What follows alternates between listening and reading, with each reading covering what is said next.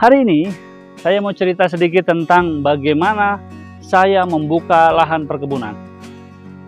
Lahan saya dahulu seperti ini.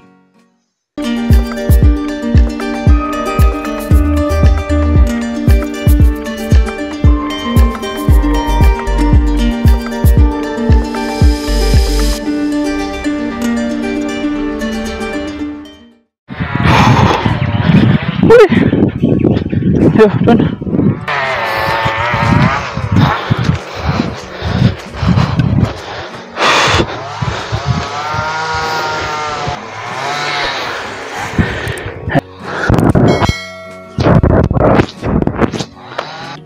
Welcome to my channel, Petani Miliarder at Panjalu Ciamis, West Java. Hari ini saya mau cerita sedikit tentang bagaimana saya membuka lahan perkebunan. Lahan saya dahulu seperti ini. Inilah lahan yang kemudian bertahun-tahun tidak digunakan. Kemudian langkah pertama saya menugaskan tim pembabatan.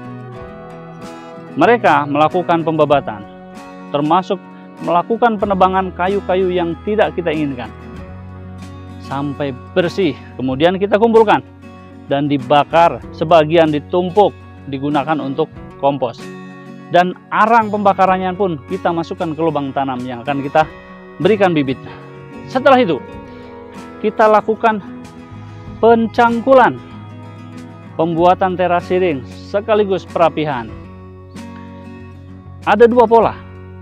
Setelah kita lakukan pembukaan lahan, kita lakukan TOT, tanpa olah tanah. Apa itu? Penanaman bibit tanpa harus kita mengolah tanah terlebih dahulu. Kita lakukan pelobangan, pemberian pupuk dasar non kandang. Jadi kita gunakan pupuk dasar tetap, tetapi tidak menggunakan pupuk kohe. Cukup dengan apa? Cukup dengan dolomit, kemudian puradan, dan sedikit pupuk kimia. Kemudian setelah itu kita lakukan penanaman. Proses perawatan tanah, pengolahan tanah itu nanti setelah tanaman dipastikan hidup dan tumbuh subur. Nah, itulah yang kita sebut dengan TOT, tanpa olah tanah. Pola yang kedua, yang sekarang kita mau bercerita adalah setelah melakukan pembabatan, kita olah tanah dahulu, yaitu kita buat terasiring terlebih dahulu. Kita bikin tanah itu rapih, tertata, dan rumput tertimbun di bawah tanah, sehingga rumput akan mati dan menjadikan pupuk yang super premium.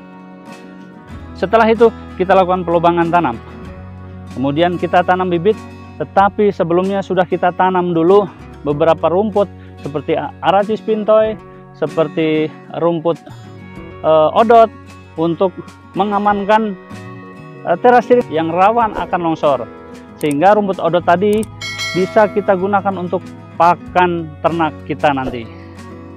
Dan kita lihat seperti apa prosesnya.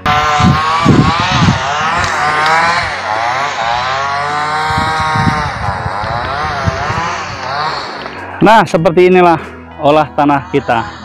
Berbeda dengan TOT, maka pembukaan lahan dengan pengolahan tanah terlebih dahulu akan kita dapatkan lahan yang sudah tertata rapi. Nah, inilah di titik-titik inilah nanti akan kita tanam, dan polanya seperti ini. Kita buat terasiring, kita gali, dan ini tetap saluran air. Jadi saluran air ini ada di bawah teras. Nah, seperti ini. Ini langsung kita tanam tumpang sari, bisa kita tanam rumput Aracis pintoi atau kacang-kacangan bisa.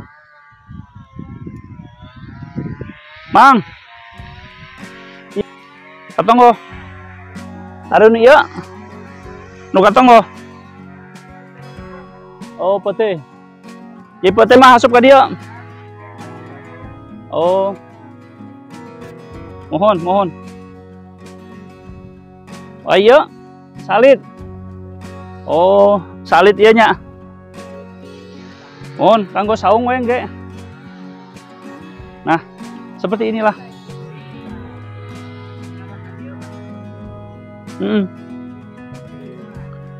Seperti inilah hasilnya, dan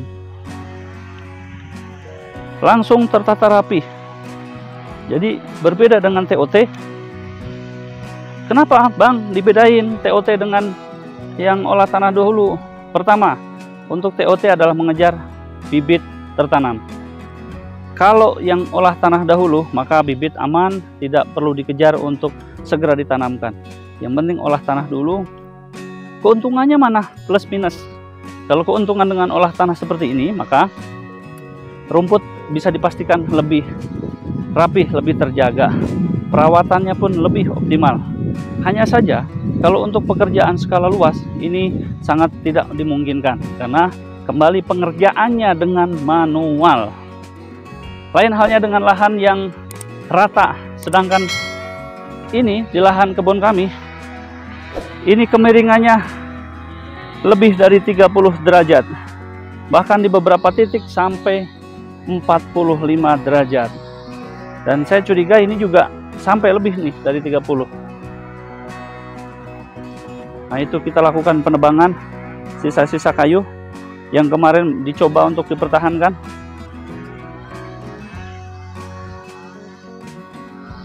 Tidak ampun, pokoknya semua harus dibabat.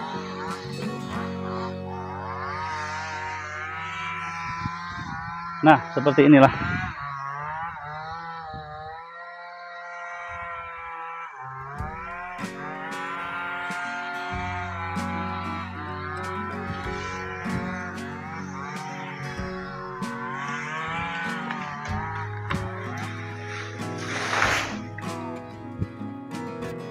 Ini kita lakukan pencangkulan.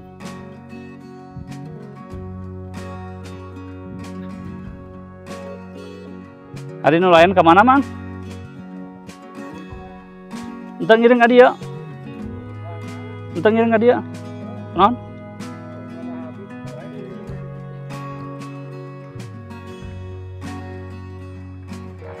Setelah dilakukan pembabatan, kemudian kita kumpulkan, dibakar, dan ini nanti untuk pupuk di lubang tanah. Dan itu sedang dilakukan pemotongan kayu, perapihan,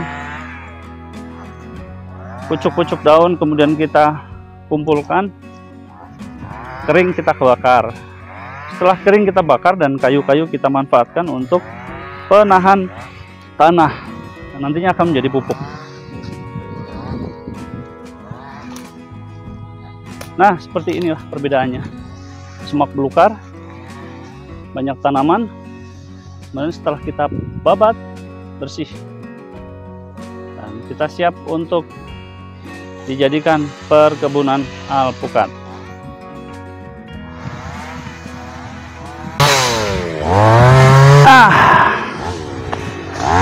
Seperti inilah proses yang kami lakukan di kebun kami.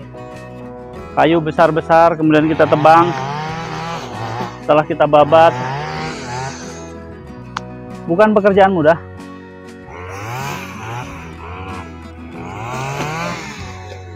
Dan